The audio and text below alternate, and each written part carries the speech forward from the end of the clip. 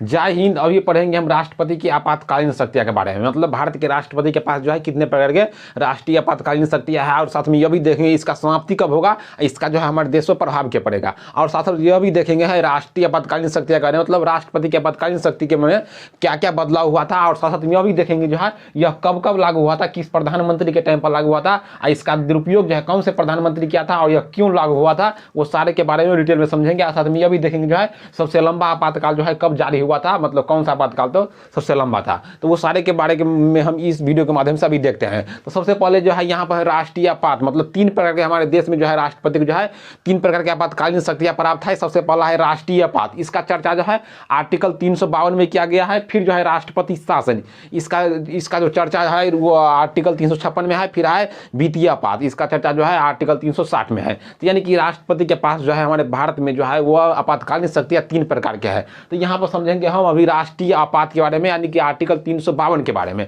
तो यह कब कब लागू होगा, तो यह लागू होगा जब युद्ध की स्थिति होगा, जब कहीं पर बाह्य आक्रमण हो जाएगा और सशस्त्र विद्रोह। तो सशस्त्र विद्रोह जो है वो बाद में जोड़ा गया था, इसे हम नीचे देखेंगे। तो अभी समझते हैं कब लागू होता है, तो मतलब कहीं पर जो है युद्ध की स्थिति आ जाए, मतलब देश में युद्ध की स्थिति आ जाए या बाह्य आक्रमण हो जाए या सशस्त्र विद्रोह हो जाए, तब इसे लागू हो सकता है या लागू कर सकता है राष्ट्रपति। तो यह कहाँ पर लागू होगा, मतलब किसी भी क्षेत्र में लागू हो सकता है, भारत के किसी भी क्षेत्र में लागू हो सकता है, चाहे डिस्ट्रिक्ट हो गया, चाहे स्टेट हो गया, चाहे कोई भी छोटा सा एक क्षेत्र भी हो वहाँ पर लागू कर सकता है, या पूरे एक साथ जो है वह पूरे भारत में भी लागू हो सकता है राष्ट्रीय आपात। तो यह आर्टिकल 352 था, लेकिन इसमें 2 बदलाव हुआ था 44वां अमेंडमेंट के द्वारा, क्योंकि इसका दुरुपयोग होना चालू हो गया था। यह कौन किया था, इंदिरा गांधी इसका दुरुपयोग किया था। इसे हम नीचे देखेंगे, लेकिन इसे समझते हैं अभी। इसमें 2 बदलाव हुआ। सबसे पहला बदलाव हुआ कि आंतरिक अशांति।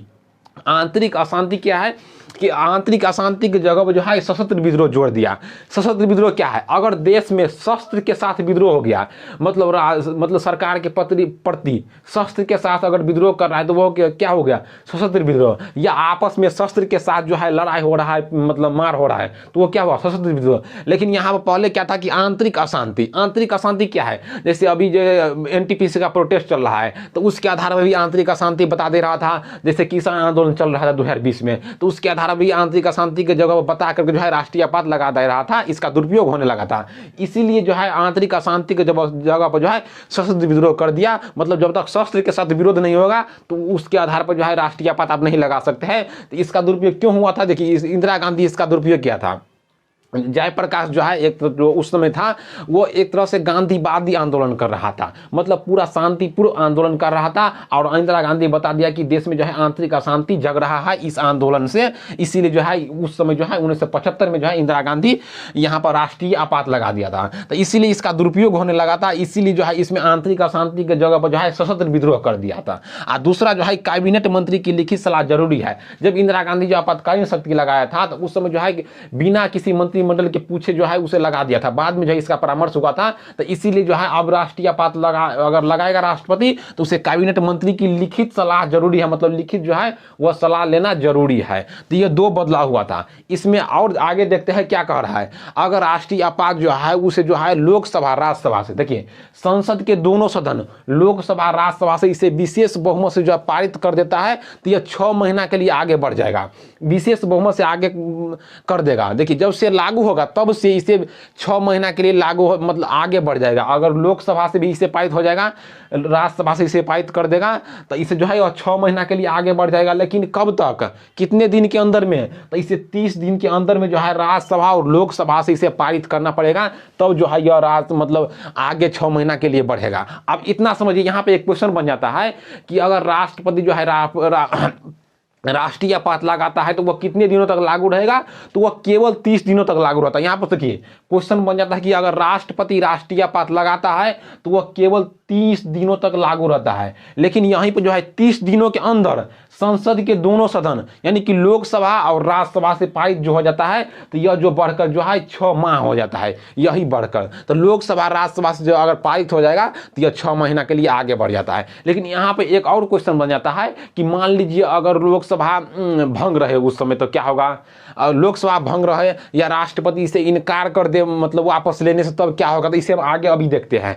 तो इसका जो समाप्ति जो होता है, वह राष्ट्रपति कभी भी इसका समाप्ति कर सकता है, मतलब कभी भी इसे वापस ले सकता है राष्ट्रीय आपात के, मतलब आर्टिकल 352 को कभी वापस ले सकता है।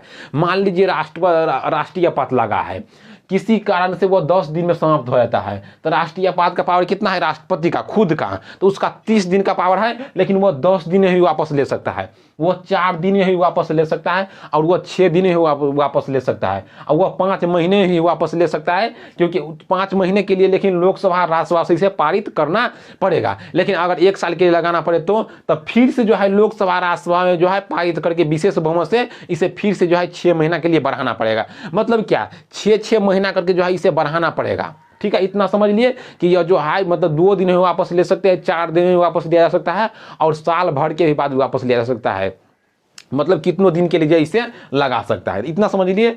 अब देखते हैं दूसरा बात जो है, लोकसभा इसे साधारण बहुमत से जो है कभी भी समाप्त कर सकता है। लोकसभा साधारण बहुमत से प्रस्ताव पारित करेगा कि आर्टिकल 352 को हम वापस लेना है। क्यों इसका परिस्थिति आएगा, मान लीजिए इसे राष्ट्रपति लगाता है, अगर राष्ट्रपति इनकार कर देगा कि हम अभी 352 को जो है वापस नहीं लेंगे, तो यहाँ पर जो है लोकसभा को इतना पावर है कि लोकसभा जो है इस पर आप मतलब प्रस्ताव पारित करके जो है इसे वापस ले सकता है, वो भी साधारण बहुमत से। तो आप इतना समझ लीजिए कि इसमें राष्ट्रपति का कोई अहम भूमिका नहीं है, तो यहाँ लोकसभा भी इसे वापस ले सकता है साधारण बहुमत से। मतलब साधारण बहुमत हमेशा रहबे करता है लोकसभा के पास, जिसका सत्ताधारी दल के पास जो इसका बहुमत रहता है तो उसके पास रहता है, तो यह कभी भी वापस ले सकता है। इतना समझ लिए। अब दूसरा बात कह रहा है कि यहाँ पर राष्ट्रीय आपात की प्रभाव क्या पड़ेगा, इसका प्रभाव क्या क्या होगा। तो इसका प्रभाव जो है देखिए, इसमें मौलिक अधिकार को भी हनन किया जा सकता है। तो यहाँ पर लाइन बाय लाइन देखते हैं। तो केंद्र द्वारा राज्यों को क्या कह रहा है, इसका प्रभाव जो है फर्स्ट जो है केंद्र द्वारा राज्यों को जो है प्रशासनिक शक्ति जो है छीना जा सकता है। अगर राज्य में राष्ट्रीय आपात लगा है तो केंद्र जो है उस राज्य का प्रशासनिक शक्ति जो है वो अपने हाथ में ले लेगा। प्रशासनिक शक्ति मतलब उसका काम का जो भी राज्य कर रहा था इससे पहले, मतलब राष्ट्रपति शासन राष्ट्रीय आपात लगने से पहले जो भी उसका काम काज था वो अब केंद्र ले लेगा। मतलब वो केंद्र छीन सकता है, चाहे तो नहीं भी छीन सकता है, लेकिन यहाँ पर कह रहा है कि वो छीन सकता है, मतलब अपने हाथ में राष्ट्रपति ले सकता है। दूसरा बात क्या कह रहा है कि संसद राज्य सूची के विषय पर कानून बना सकता है। कि मतलब क्या कि संसद जो है मतलब संसद मतलब लोकसभा राज्यसभा वो जो है राज्य सूची के विषय पर मतलब जितने भी कार्य राज्य के सरकार कर रहे थे, मतलब गवर्नमेंट मुख्यमंत्री गवर्नमेंट जो भी राज्य में चल रहा था, जितने भी कार्य है राज्य सूची के विषय में कितने कार्य है उसे आगे हम वीडियो में देखेंगे। तो यहाँ पर समय जितने भी कार्य कर रहा था उसका जो है मेन मुद्दा जो है मेन पर्पस जो है वो राष्ट्रपति अपने अंदर ले लेगा, मतलब वो राज्य सूची के विषय पर कानून बना सकता है।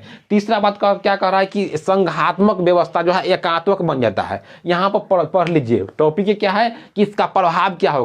मतलब संघात्मक व्यवस्था जो है एकात्मक बन जाता है। मतलब जो है देखिए डिस्ट्रिक्ट में होता है क्या, प्रमुख होता है डीएम, राज्य का प्रमुख होता है एक तरह से मुख्यमंत्री, मतलब थाने का एक तरह से होता है उसका प्रमुख होता है इंचार्ज होता है। तो सबके हाथ में थोड़ा थोड़ा पावर रहता है अलग अलग ढंग से। लेकिन किसी भी राज्य में अगर राष्ट्रीय आपात लागू हो जाएगा तो वहां पे क्या कर रहा है कि संघात्मक व्यवस्था एकात्मक हो जाएगा। तो जितने भी व्यवस्था मतलब चारों ओर फैलल है वो एक तरह से आ जाएगा, मतलब पूरा जो है वो राष्ट्रपति के पास आ जाएगा, मतलब किसी एक व्यक्ति के पास वो आ जाएगा। तो इसीलिए कह रहा है कि संघात्मक व्यवस्था जो है वो एकात्मक बन जाएगा।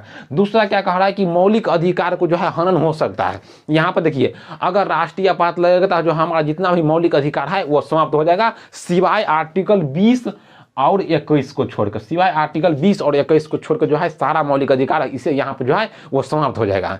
आर्टिकल 20 क्या कह रहा है कि देखिए आर्टिकल 20 क्या कह रहा है कि अगर किसी व्यक्ति को दंड देगा तो नहीं, यह नहीं है कि यहाँ पर जो है राष्ट्रीय आपात लगा है तो हम किसी भी प्रकार का दंड देंगे, वो उसे कानून के हिसाब से ही हमें दंड देंगे। आर्टिकल 20 कह रहा है, आर्टिकल 21 कह रहा है कि हमारे जीवन जीने का स्वतंत्रता जो है हमेशा लागू रहेगा। मतलब हम जीवन जी सकते हैं, मतलब क्या है कि अपने ढंग से हम जीवन जी सकते हैं, मतलब हम जीने के लिए स्वतंत्र है। ऐसा नहीं कि राष्ट्रीय आपात लेकर जो है सही व्यक्ति को जेल में डाल दो, ये नहीं कर सकता है। मतलब जो है अगर कोई दुरुपयोग करेगा तो कर सकता है, लेकिन हम आराम से हम घर में बैठे हैं राष्ट्रीय आपात लगा है तो हमें घर से खींच कर जो है जेल में जाकर बंद नहीं कर सकता है। यही कह रहा है कि जीवन जीने के लिए मतलब दैहिक स्वतंत्रता जो है हम प्राप्ति कर सकते हैं। इससे मौलिक अधिकार जो है समाप्त होगा, लेकिन आर्टिकल 20 और 21 को समाप्ति यहाँ पर नहीं होगा। अब इसे आगे समझते हैं क्या है। देखिए यहाँ पे कह रहा है कि सबसे पहले जो है वो राष्ट्रीय आपात जो है 1962 में लगा था, फिर जो है 1971 में लगा, फिर जो है 1975 में लगा। तो 1962 में जो है भारत और चीन के युद्ध के लिए लगा था, मतलब भारत और चीन के युद्ध हुआ था तब लगा था। 1971 में जो पाक मतलब पाकिस्तान और भारत का युद्ध हुआ था तब लगा था। 1975 में जो है इंदिरा गांधी जो है आंतरिक अशांति के द्वारा जो है इसे लागू कर दिया था जयप्रकाश के मामला में, कि जयप्रकाश जो आंदोलन कर रहा था उसे आंतरिक अशांति बताकर जो है इसका जो है दुरुपयोग किया था, और जो है मतलब चुनाव का एक मतलब चुनाव का समय चल रहा था इसलिए इसका दुरुपयोग किया, और जो है आंतरिक अशांति के जगह पर जो है इसे राष्ट्रीय आपात लगा दिया था। इसीलिए जो है यहाँ पर आंतरिक अशांति की जगह पर जो है सशस्त्र विद्रोह जो है इसे जोड़ दिया था, क्योंकि ये 1975 में हुआ था और 44वां अमेंडमेंट जो है यहाँ पर जो है 1978 में हुआ था।